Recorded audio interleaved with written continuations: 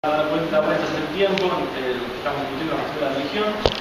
y básicamente la idea era pensar los límites de los estudios sobre la religión en relación al catolicismo, en base básicamente a dos cuestiones, que son en principio es pensar las religiones no católicas, y hasta qué punto las religiones no católicas estuvieron en un lugar más periférico en las agendas de los últimos años, en los estudios antropológicos y sociológicos sobre la religión. En principio igual en el sentido empírico, o sea, hasta qué punto no se miró tanto las religiones no católicas, pero digamos, asociado a eso hay una dimensión más metodológica porque epistemológica, que es hasta qué punto los propios conceptos de religión que usamos están impregnados de la religión católica. Entonces, hasta qué punto la grilla de conceptos, digamos, cómo los conceptos de religión, la definición de religión que nosotros tenemos que usarlos, hasta que están impregnadas católicas, hasta inclusive cristianas de la religión, cómo eso invisibiliza también uno podría analizar dentro del espacio religioso. Así que un poco la discusión tenía que ver con eso, y entonces invitamos a Pablo Emerson y Nicolás a hacer alguna intervención sobre eso. Entonces, va a empezar Pablo Semán y tal vez Nicolás se queda Emerson. Pero por una vía extraña, porque voy a centrarme en Francisco. Entonces, parece que iría en contra del espíritu de lo que estamos trabajando. Pero voy a ir a propósito, por eso, porque ahora voy a retomar una discusión propia de esto que es casi un grupo de trabajo, ¿no? Y no un simposio. A ver, en la RAM de 2014 en Córdoba, bueno, o 13, con Alejandro, con Emerson. Sí, a vos hiciste una pregunta. Yo te tengo nota porque quiero responder tu pregunta ahora, así que si no estabas. Estaba creo que César. Yo planteé una cuestión que era el problema del catolicocentrismo de los análisis sobre la religión, que consistía en una especie de sociocentrismo analítico. En primer lugar, digamos, un poco retomando lo que decía Nicolás, las categorías que presiden en general, salvo un momento de cuestionamiento que estamos tratando de consolidarlo ahora, digamos, están definidas en el seno de la experiencia, si no católica, cristiana, y entonces, digamos, todavía hay una referencia, por ejemplo, al paradigma secta iglesia. La idea de iglesia parece ser como que es el punto de madurez de un agrupamiento religioso. La idea de conversión hasta cierto punto está presidida, aún con todas las discusiones que hemos dado sobre el concepto de conversión, digamos que ya no es más el concepto de conversión bíblico, pensando en la experiencia de Paulo de Tarso, y de que es un proceso, y de que la socialización previa, y de que lo hacen los grupos, y bla, bla, bla, bla. También, digamos, tiene un cierto grado de pregnancia de esa mirada católica. Y por el otro lado, además de categorías de las cuales di algunos ejemplos, también está, digamos, qué es lo que miramos en los campos religiosos, en nuestras experiencias. Y yo diría, bueno, por un lado, digamos, presuponemos una especie de carácter mayoritario del catolicismo, que se expresa muchas veces en que no estudiamos el catolicismo, ¿no? Buena parte de la sociología y la antropología de las religiones en América Latina y en Argentina, sobre todo en algún tiempo, tuvo que ver más con estudiar lo que se extraía del campo católico, pero bajo más o menos la categoría de extraña diversidad, inclusive muchísimo motorizado por el paradigma de la secta, y hubo que luchar contra eso, ¿no? Pero eso, digamos, de alguna manera era un efecto de una serie de suposiciones que tenían la idea de un catolicismo como matriz original, mucho más pregnante y homogénea de lo que justamente cuando preveemos la idea o los presupuestos católicos céntricos nos aparece. De hecho, eso nos acompañan también, no están acá, pero digamos, en ese planteo nos han acompañado historiadores, no solamente antropólogos y sociólogos. Alejandro editó en su momento un un volumen bastante interesante y diverso sobre esta idea, ¿no? En la revista Corpus, que es lo que me gustaría leer, pero digo, en ese momento empezamos con una especie de prédica contra el catolicismo. Y Emerson me preguntó, porque yo decía, este es el peor momento del mundo para hacer católico-centrismo, anticatólico-centrismo en Argentina, sobre todo porque recién había sido consagrado como Papa Francisco, y Emerson me decía, bueno, pero tal vez sea la oportunidad de hacer el católico-centrismo más profundo que se puede hacer, el anticatólico-centrismo más profundo que se puede hacer. Y con el tiempo se fueron dando algunas cosas que a mí me parece que tienen que ver con que la idea de Emerson era bastante razonable. Yo quiero ir avanzando en el trabajo dando cuenta de una serie de cuestiones que me llevan a reponer con más énfasis y con más seguridad lo que en Emerson fue una ocurrencia, porque, digamos, como yo había dicho que Francisco perjudicaba la salida del catolicismo, Emerson dijo, no, tal vez la habilite. Entonces quiero ir un poco a dar algunos elementos para sostener con más fuerza esa pregunta. Nosotros tenemos 20 minutos, ¿no? Sí. Bueno, yo diría que en el momento aquí estoy resumiendo una serie de trabajos que fui haciendo con varios que me acompañan. Una primera respuesta ante la aparición de Francisco como Papa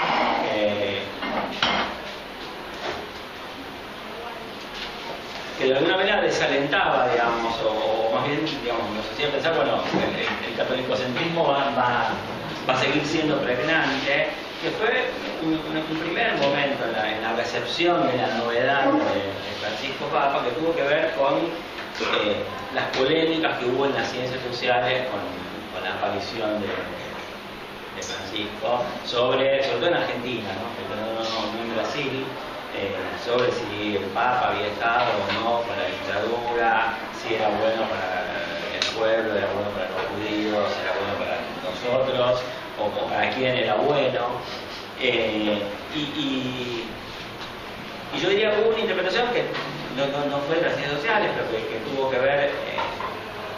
en parte con algunos movimientos políticos, después de la respuesta inicial de rechazo a Francisco, que fue redescubrir a Francisco como peronista, ¿no? Una transición muy veloz entre el primer artículo de Berbisky con la foto de Francisco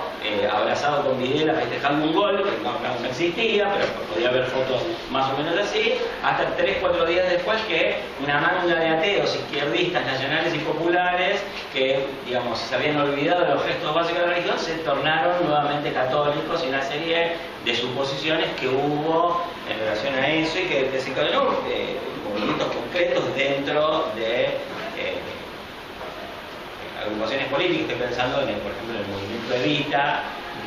un viraje muy fuerte hacia las posiciones de Francisco, una institucionalización de prácticas más cercanas al catolicismo de lo que ya venían siendo. En esa respuesta digamos, se encontraba una especie de convergencia entre los intereses populares y un Francisco que aparecía como el reelaborador de la tradición de la teología de la liberación en clave peronista, ¿no? Francisco en esa imagen aparecía como, y en parte es cierto, como un autor de la teología del pueblo, que con algunas variaciones tornaba histórico el cristianismo y valorizaba a los oprimidos en su posición, digamos,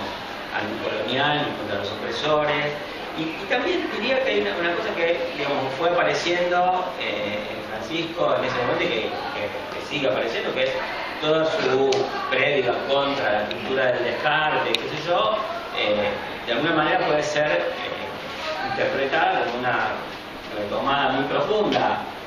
y pragmática de la idea más vieja de la teología de la liberación, de que el sujeto central de la emancipación en las sociedades latinoamericanas es precariado, ¿no? Que es como el eslabón débil del capitalismo dependiente. Yo diría que, digamos, de ese movimiento es como que se esperaron demasiadas cosas, pero fundamentalmente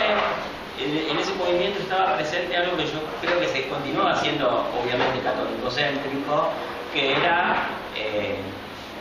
esperar de Francisco una influencia en la sociedad que permitiese resistir el ajuste neoliberal, ¿no? Según los pronósticos de quienes en ese momento se volvieron francisquistas, en este momento tendríamos que estar todos en una barricada, ¿no? Donde habría banderas rojas, cruces de Matará y cantaríamos piquetes, cacerolas, las luchas de una sola. Eso no pasó por muchas razones, no solamente por esto, pero me parece que había una idea de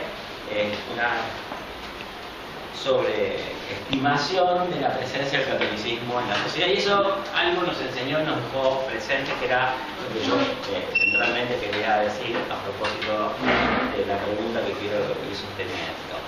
Un segundo momento que a mí me parece importante llamar la atención, que fue casi concomitante con después del rechazo a Francisco, la rehabilitación a Francisco, y una crítica que tuvo algo más que ver con el mundo académico, que también tuvo que ver con tradiciones laicistas y críticas de la religión en general, que yo diría que es todos aquellos que subestimaban o veían como menores los famosos gestos de Francisco, ¿no? Que hubo un momento entre 2013 y 2014 que todo era un gesto de Francisco, y los críticos de Francisco, digamos, desde una posición relativamente académica y relativamente desde la izquierda del escenario político, decían, bueno, pero ¿de qué sirve si el Papa, digamos, no sostiene las posiciones de Judith Butler, ¿no? Porque lo que se le exigía al Papa era más o menos esto, que celebrase un matrimonio poliamoroso y que se cambiara las hostias por pastillas de éxtasis, y entonces ahí sí sería bienvenido a la exigencia de, digamos, de una corriente que yo voy a llamarla irónicamente, para resumirlo, y porque aparte interviene políticamente en los debates, una especie de socialismo de cátedra, digamos, del siglo XXI, que, digamos, tiene fuerte interacción con los movimientos sociales y incide en la percepción de quién es Francisco. Y yo creo que de nuevo, en este grupo, con esta mirada más crítica sobre Francisco, hay una percepción que es como complementaria e inversa de la que cité antes, que es no darse cuenta que toda la renovación que podría implicar Francisco dentro de la Iglesia Católica es una renovación que sirve apenas para actualizar el catolicismo, que igual ha quedado, digamos, fuera de lugar o está en un lugar relativamente más excéntrico que lo que nunca estuvo en las sociedades, ¿no? Y un poco es parecido, pero por otra vía, al presupuesto anterior. La pérdida de centralidad del catolicismo es un poco lo que está en juego en esas dos reacciones, que para mí tienen algo de quedar patinando en el aire, de no apreciar que efectivamente hay un nivel de cambio en el catolicismo, pero que eso no cambia nada porque el catolicismo no es central en las sociedades, ¿no? O de que si cambió algo en el catolicismo, como pensaban los primeros que cité, tampoco cambia mucho en las sociedades, porque, bueno, sí cambia el pensamiento de una parte de la Iglesia Católica, hay movimientos de la Iglesia Católica, pero eso no cambia la dinámica de la sociedad. Por ejemplo, no hay una resistencia al ajuste impulsada por las filas del catolicismo, como era lo que en algún momento se habilitaban a pensar. Y yo diría, por ese camino uno comienza a preguntarse si, que es lo que nos empezamos a preguntar con Nicolás Ghiorghi, y lo que planteaba Emerson, si Francisco no es en la vida social por un lado y para nosotros otros analistas por el otro, o al mismo tiempo, una especie de operador de la laicización de la sociedad, un operador involuntario de la laicización de la sociedad, y en ese sentido quería citar algunas cosas que yo estoy viendo últimamente, que por ahí están desde el primer momento, pero me parece que ahora son más fuertes que nunca, ¿no? Primero habría que analizar qué pasó con el declarado peronismo de Francisco, ¿no? Y a qué consecuencias condujo la identificación de Francisco como peronista. Que al principio fue un descubrimiento, digamos, de los primeros que bueno, el Papa es nuestro, y se jugó permanentemente con esa identificación. Y entonces en el espacio público se organizó una reacción que yo no sé si todo el mundo la está viendo, pero digamos, perdón si soy redundante, pero que es el espacio político de la alianza que derrota al kirchnerismo. Empezó primero viendo eso como un problema, ¿no? La primera declaración que hace Gabriela Michetti, que estuvo cercana a Francisco cuando Francisco y ellos estaban en la oposición, la primera declaración después de la visita de Macri, ya presidente, a Francisco, es: a mí me dolió no ver al Papa con una sonrisa en la foto, ¿no? Y eso fue como un momento terrible para el macrismo, que, digamos, se habían identificado con el catolicismo, con las posturas aparentemente conservadoras del catolicismo, con las propuestas republicanas del Papa que aparentemente utilizaban el kirchnerismo, bla, bla, bla. Y pasamos de una situación en la que ocurre eso a una situación en la que referentes públicos de la alianza gobernante hoy se permiten más bien tomar una distancia absoluta de lo que diga Francisco, ¿no? Yo diría, voy a ser breve en esto, pero simplemente para que tengan una referencia, Elisa Carrió no se pierde una sola oportunidad para hostigar al Papa, ¿no? Digamos, desde el momento en que Francisco empieza a antagonizar con Macri, desde el punto de vista de una voz muy importante de Cambiemos, el Papa es un tipo que, como decían los que eran amigos del Papa, el Papa es peronista, entonces ella dice: sí, el Papa es peronista, el Papa es un vivo. El Papa protege violentos, el Papa empodera violentos, que es lo que el comentario que hace Elisa Carrió cuando el Papa tiene un gesto de solidaridad con Milagro Sala. Y fundamentalmente, digamos, coinciden con el otro bando en colocar a Francisco como peronista, pero enfatizar la cuestión de que peronista es un estigma, ¿no? Y con una repercusión enorme. En algún momento, yo no me voy a pasar del tiempo, cada una de estas posiciones que uno puede ver en voceros públicos de la alianza oficialista está refrendada en los comentarios de lectores que, digamos, yo creo que hay que seguirlos en los diarios, a pesar de que todos sabemos que los comentarios de lectores también están tomados por call centers de las fuerzas políticas, pero digamos, en los primeros momentos, una de dos: o hay argumentaciones que los call centers toman, o hay argumentaciones que pueden ser traducibles para el público según los call centers, y en general, digamos, de esta argumentación parecida a la de Carrió, se hacen bastante eco, y es: sí, el Papa es peronista, y ese es un problema, y ese es un problema del Papa, y eso, en lugar de ampliar el espacio de legitimidad del papado, deslegitima al Papa, ¿no? Al Papa se le puede decir cualquier cosa por el hecho de que el Papa se habría afirmado peronista. Una cosa semejante yo veo, y me parece que es como una vuelta de espiral sobre esta cuestión, que es ya no con el peronismo del Papa, sino con la identificación del Papa con los pobres, sea vía opción por los pobres, sea vía la explicitación del Papa de, digamos, su oposición a la cultura del descarte, sea vía las señales que envía el Papa, como lo hizo en los últimos días, a través del episcopado, de oposición a la reforma provisional, ¿no? En cualquiera de esas cosas uno se va a encontrar con que desde la derecha, ya no desde la izquierda, ya no desde el socialismo de cátedra, ya no desde el papismo peronista más o menos ateo, recatolicizado en última instancia, se le dice a Francisco, bueno, mire, el problema de la pobreza en Argentina es un problema de desarrollo, es un problema del tipo de sociedad. Lo estoy diciendo a propósito de una manera que no sea identificable, porque hasta aquí este podría ser el discurso de la izquierda frente al Papa, y es un problema de que no han dejado funcionar la economía de mercado y que el populismo, como una versión del pobrismo que encarna Francisco, ha venido ahogando, ¿no?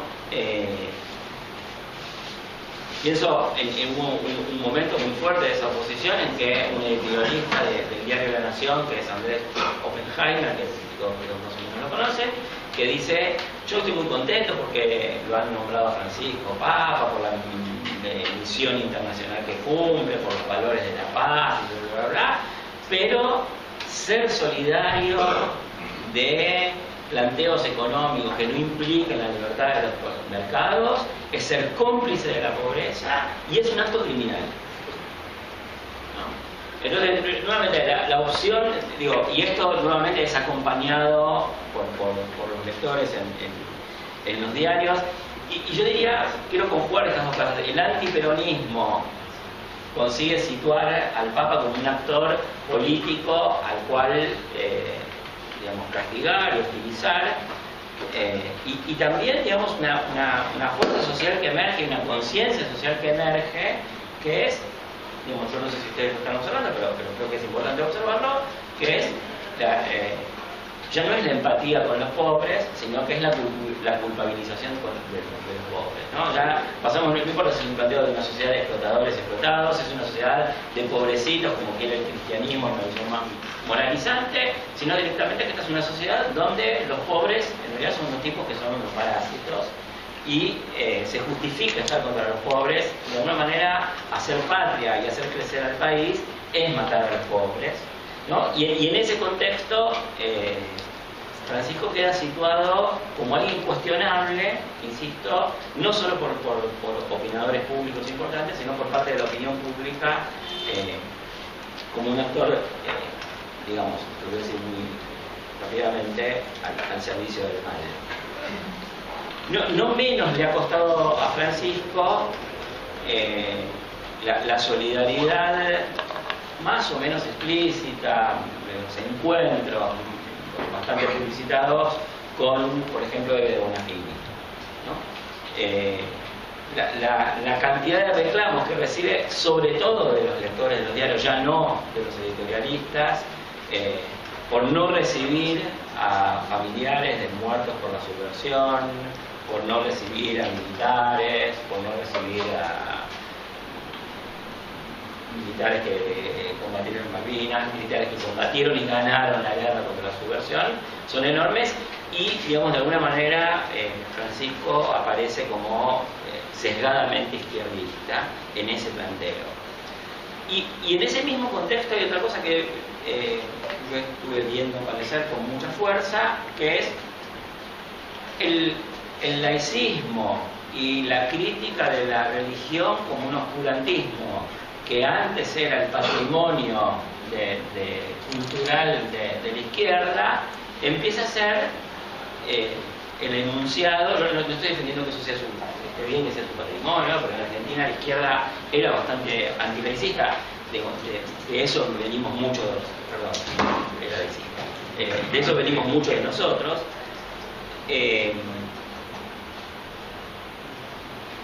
Empieza a ser estos sujetos que identifican al Papa como un defensor inútil de los inútiles,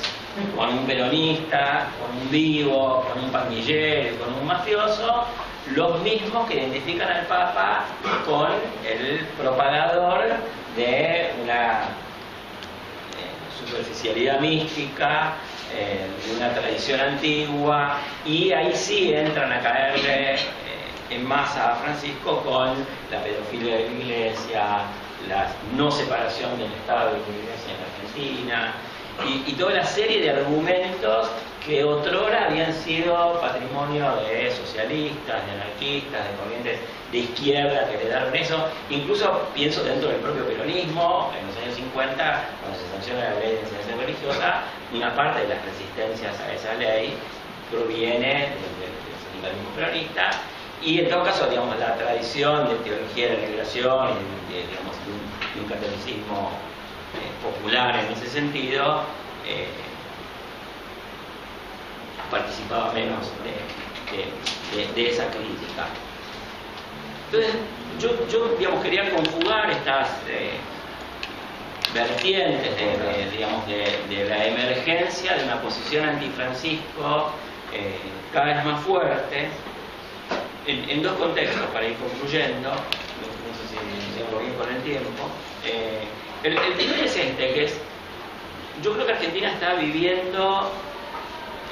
Brasil lo está viviendo mucho más fuertemente, pero está viviendo la emergencia de su derecha alternativa, ¿no? De su alt-right, y la derecha alternativa no es la misma derecha de siempre, es una derecha que, digamos, básicamente entiende que lo social se explica por lo social. O sea, ustedes a nosotros, zurdos, no nos van a venir a decir que lo social se explica por lo social, porque nosotros ya también lo sabemos. Hemos leído lo suficientemente a Zizek como para también reivindicar como nuestro, por ejemplo, a Alexander Dugin, que es un teórico de estas posiciones, y que tiene una relación de polémica e insubordinación frente a los que eran los bastiones tradicionales del ideario crítico, digamos, ¿no? A veces dicen, bueno, ¿qué pasa? ¿La izquierda tiene el monopolio de la sensibilidad social? Otras veces dicen,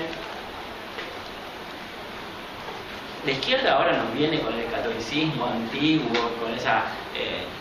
superstición y con el amiguito imaginario de Jesús. No, digo, tiene expresiones alternativas, pero digamos, se insubordina ante los lugares de sentido común que, desde el punto de vista de fuerzas críticas que se alinearon en parte con el catolicismo o con Francisco, parecen lugares totalmente garantizados para ellos, ¿no? Y me parece que hay una especie de radicalidad en la reacción de esa derecha alternativa que hay que tomar en cuenta en sus efectos de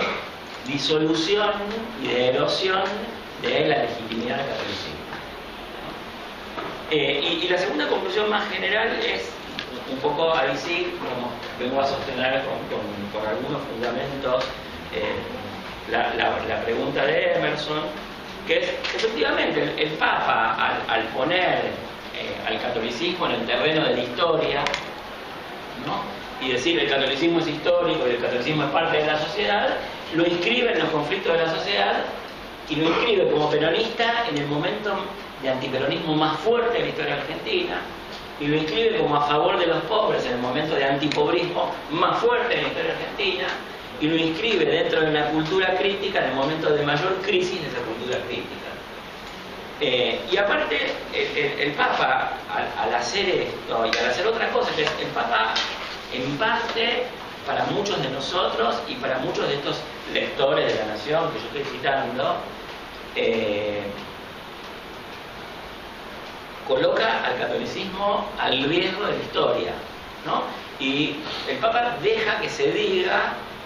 yo no estoy criticando al Papa, no soy un defensor del catolicismo ortodoxo, digo, pero el Papa deja que se diga que él es un modernizador o un actualizador del catolicismo. Con lo cual, digamos, implícitamente también, digamos, coloca al catolicismo en el seno de los procesos de cambio. Con lo cual lo vuelve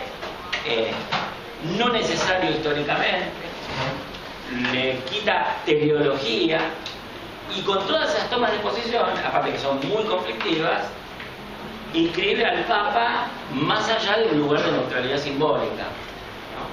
Bueno, si todo esto es cierto, yo creo que el Papa está siendo un operador, por lo menos está haciendo por ahora,